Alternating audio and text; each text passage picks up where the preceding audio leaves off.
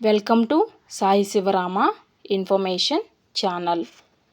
తెలుగు భాషలో నిర్మితమైన తొలి టాకీ చిత్రం ఏది? భీష్మ ప్రతిజ్ఞ, భక్త ప్రహ్లాద, మాలపిల్ల, రైతు బిడ్డ. అంటే తెలుగు భాషలో నిర్మితమైన తొలి టాకీ చిత్రం భక్త ప్రహ్లాద. క్రింది వాటిలో సరైన జత ఏది? బుర్రకథ పిత షేక్ నాజీర్, హరికథ పిత ఆదిభట్ట నారాయణదాసు, పదకవిత పిత తాళ్లపాక అన్నమయ్య. పైవన్నీ కూడా సరైన జతలే.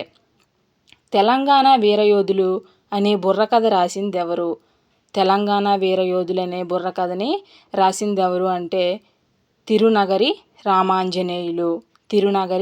రామాంజనేయులు.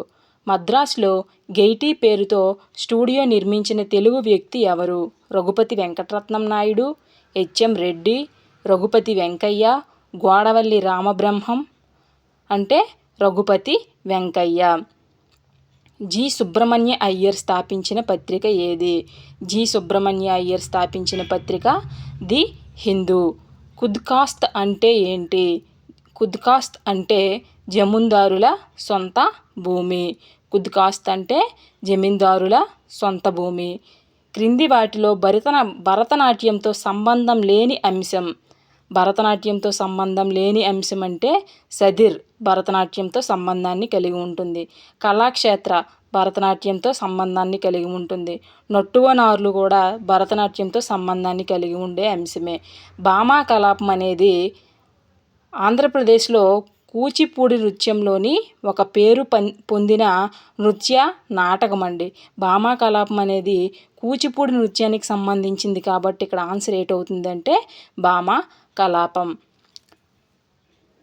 పేరిణి శివతాండవం గురించి వివరించే గ్రంథం. పేరిణి శివతాండవం గురించి వివరించే గ్రంథం ఏది అంటే నృత్య రత్నావళి.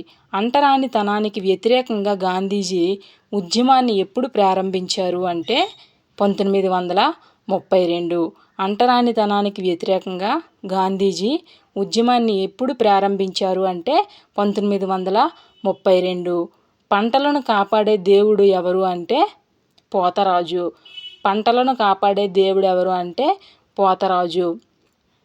క్రింది వాటిలో సరైన జత ఏది?